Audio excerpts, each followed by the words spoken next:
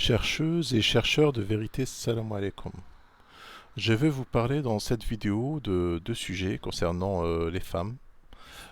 C'est une vidéo qui est consacrée exclusivement aux femmes car j'ai eu des commentaires où on m'a demandé de parler de menstruation pendant la prière et aussi de la tenue vestimentaire pendant la prière. Est-ce que la femme, pendant la prière, doit avoir une tenue vestimentaire bien spécifique et est-ce qu'elle doit cesser de faire la prière pendant sa période de menstruation? J'ai sorti deux versets, donc je vous donne tout de suite la réponse. La réponse déjà au niveau de la menstruation, non, Dieu parle dans le Coran, dans deux versets, Surat al-Baqarah 222 et 228. Il demande à la femme, au 222, où il demande au couple de ne pas avoir de relations sexuelles pendant les menstrues d'une femme, ça c'est 222, jusqu'à ce qu'elle devienne pure, et il a bien détaillé le verset. Et le 228, ça concerne toujours la femme. Elle doit avoir trois délais pendant le divorce, elle doit avoir trois menstrues avant de se marier avec un autre. C'est ce qu'on appelle la période de réconciliation. Et concernant aussi le ramadan, la femme doit faire le ramadan pendant ses menstrues. Seulement, bon, si elle est malade, parce qu'il y a des femmes qui se plaignent que pendant leur menstru, elles se sentent vidées, elles se sentent épuisées, elles se sentent fatiguées, donc malades. Alors que Allah dit dans le Coran, فَمَنْ كَانَ مِنْكُمْ مَرِيضًا أَوْ عَلَى سَفَرٍ فَعِدَّةٌ مِنْ أَيَّامٍ أُخَرَ. Celui d'entre vous qui est malade ou en voyage, qu'il jeûne des jours ultérieurs. Donc le Coran n'interdit pas à la femme ayant des menstrues de jeûner. Il y a aussi le fameux verset où la femme, quelqu'un qui tue quelqu'un sans faire exprès, il doit jeûner 2 mois successifs. Imaginons une femme qui roule une voiture, qui écrase quelqu'un inattentionnellement, et elle doit payer un tribut, donc et elle n'a pas les moyens de donner le fidya, la famille du défunt. Elle doit jeûner 2 mois successifs. Alors 2 mois successifs, ça veut dire 60 jours. Alors dans 60 jours, il y a quand même des périodes de menstrues. Donc le Coran, c'est la preuve qu'elle doit avoir des périodes de menstrues, qu'elle doit jeûner aussi pendant sa période de menstrues. Et concernant la tenue vestimentaire, Dieu ne demande pas à la femme d'avoir une tenue vestimentaire spécifique pendant sa prière, puisque Dieu est Dieu. Dieu n'est pas un homme. Dieu il demande à la femme d'être pudique uniquement en présence d'autres hommes. Euh, c'est comme si on disait que Dieu, c'est en le rabaissant quand la femme, elle se met toute seule dans sa chambre, il fait chaud, il fait 40 degrés, elle se met toute seule dans sa chambre, elle va prier et elle se couvre la tête, elle devient pudique, elle ne montre pas ses rondeurs. C'est comme si elle imagine que Dieu est un homme. Et ça, c'est rabaissant parce que Dieu, dans le Coran, on l'a accusé d'avoir eu des relations hachalillah avec Mariam et que Jésus son fils. Alors qu'Allah dit Qul huwallahu ahad Allahu samad lam yalid wa lam yulad. Dit Dieu est seul, Dieu n'engendre pas et n'a pas été engendré. Donc la menstruation, pardon, la salate, si une femme elle est toute seule dans sa chambre et elle a envie de se mettre en short, en décolleté et en short parce qu'il fait très chaud et elle veut prier, ben qu'elle prie dans cette tenue-là, puisqu'il y a Dieu regarde ce qu'il y a dans le contenu des poitrines. Il ne regarde pas ce que les gens, il regarde pas ta tenue vestimentaire, parce que lui il sait ce que tu même aqrabu min hablil warid, le hablil warid, c'est-à-dire le, le, le juvulaire là, la gorge juvulaire. Allah est plus proche de toi que toi tu es plus proche de toi-même.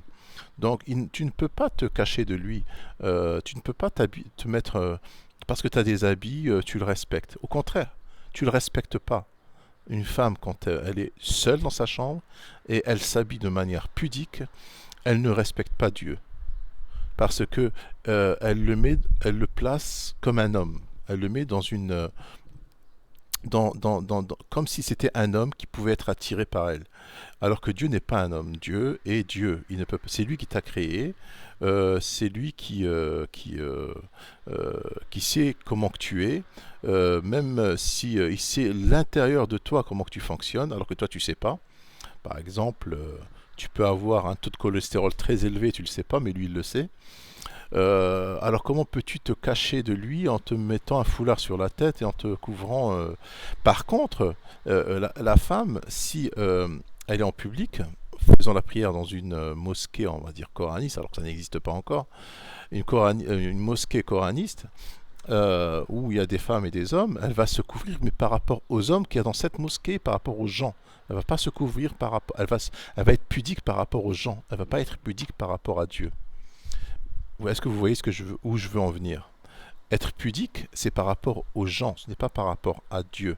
Quand tu es tout seul, même nous les hommes, hein, si tu es tout seul dans une chambre en train de prier, t'es pas obligé de te mettre une gel là-bas, de te mettre la petite casquette là sur la tête pour. Ben non, hein, si tu veux être en short, tu pries en short, Dieu te l'interdit pas. Si tu es tout seul, parce que Dieu sait le contenu, comment que tu es. Donc, je vais sortir les deux versets, je vais vous les lire et euh, je vous laisserai méditer. Donc, le premier verset, c'est le 222. Alors, j'ai créé un système pour que mon truc tienne. Alors, le premier verset, c'est Surat al-Baqarah 222. Allah dit et il t'interroge sur la menstruation des femmes. Dit. Alors, il n'y a pas les femmes. Donc, s'il y avait une interdiction de jeûner ou de faire la prière pendant la menstruation, ça serait dans ce verset-là.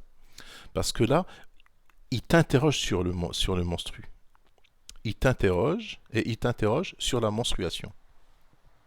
Ça serait dans ce verset-là que Dieu aurait interdit. Mais il n'a pas fait. Dit, alors ça c'est la réponse de Dieu. C'est un mal. Le menstru, c'est un mal. Éloignez-vous donc des femmes pendant les menstruations et ne les approchez que pendant qu'elles sont pures. Alors, pendant qu'elles sont pures, c'est-à-dire pendant qu'elles n'ont pas leur menstruation. Quand elles se sentent purifiées, c'est-à-dire quand elles n'ont plus quand n'ont pas de menstruation, ça ne veut pas dire quand elles ont pris leur bain rituel, hein, comme le disait Sudit, non. Quand elles se sentent purifiées, c'est-à-dire qu'elles n'ont plus de menstruation, alors cohabiter avec elles. Alors, fa'tuhun, ça veut dire et des relations sexuelles avec elles. Alors, dans le langage du Coran, al-ityan est égal relation sexuelle. An-nikah est égal acte de mariage. Le peuple de Lot, ya'tuna ar-rijal shahwatan min duni nisa. C'est-à-dire que al-ityan, ça veut dire relation sexuelle. C'est-à-dire vous ayez des relations avec elles en dehors de leur période de menstruation. En gros, c'est ce qu'il veut dire le verset tout en entier. Allah, il a détaillé, parce qu'Allah, il dit que son livre est détaillé. Et là, en résumé, dans ce verset-là, la menstruation, le sujet de la menstruation, c'est quand elles ont leur menstru, c'est-à-dire quand elles ont leurs règles, n'ayez pas de relations sexuelles avec elles, et des relations sexuelles avec elles en dehors de leurs règles. On va dans l'autre verset tout de suite en bas, 228, où Allah parle de talaq. C'est un autre sujet, c'est le divorce. والمطلقات يتربصن بأنفسهن ثلاث قروء. J'ai oublié d'enlever mes lunettes, mais c'est pas grave, ça fait style quand même. Et les femmes divorcées doivent observer un délai d'attente de 3 menstrues. Et il ne leur est pas permis de faire de taire ce qu'Allah a créé dans leur ventre. Alors, l'avortement, là, on parle d'avortement, attention. Hein. ولا يحل لهن أن يكتمن ما خلق الله في أرحامهن. Alors, yaktum, ça veut pas dire de taire. Je suis désolé. Hein. Yaktum, c'est-à-dire qu'elle cache. Une femme, elle peut cacher pendant, par exemple, 3 mois. Elle a eu une relation sexuelle avec cet homme. Elle est en train de divorcer, donc il y a la période de réconciliation de 3 mois. Elle va cacher ce qu'il y a dans son ventre. D'accord. Elle va cacher ce qu'il y a dans son ventre. Et parce que personne ne peut savoir si elle a ses règles ou pas. C'est que elle. Donc là, il s'adresse aux femmes directement. Parce qu'après, il te dit si elle croit en Allah et au jour dernier. Alors, elle ne doit pas cacher ce qu'il y a dans leur ventre, c'est-à-dire pendant 3 mois, elle va cacher, mais elle va se marier avec un autre homme et elle va dire c'est le tien. C'est ça, en gros, c'est ça. Et les femmes divorcées doivent observer un délai d'attente de 3 menstrues. Elles doivent avoir 3 menstrues, c'est-à-dire en gros 3 mois. Ce qu'on appelle la période de réconciliation. Donc vous lirez le verset jusqu'à la fin. Alors, je crois que j'ai fait le tour. Même pour nous les hommes, hein, si tu as envie de prier en short, tu pries en short. Hein, tu as envie de prier en maillot de bain, il fait trop chaud, tu pries en maillot de bain si tu es tout seul. Allah, il ne t'a pas imposé, que ce soit à toi l'homme ou à toi la femme, il t'a pas imposé une tenue vestimentaire pour prier si tu es tout seul dans la chambre. Tu dois t'habiller pudiquement, même un homme, hein, tu dois t'habiller pudiquement si tu es en public.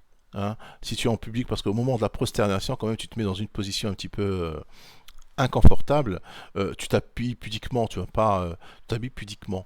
Mais c'est pas Allah toi l'homme, je parle à l'homme, c'est pas Allah qui te l'impose. Par contre, à la femme, en public, elle doit être pudique, parce qu'il y a des hommes qui vont prier aussi, donc elle doit être pudique, elle doit s'habiller pudiquement. Pas le foulard, mais elle doit cacher ses rondeurs, ses atouts, ses zinatahun. C'est marqué dans Surat Nur, zinatahun. Comme il a demandé à la femme d'être pudique, elle doit l'être au moment de la prière en public.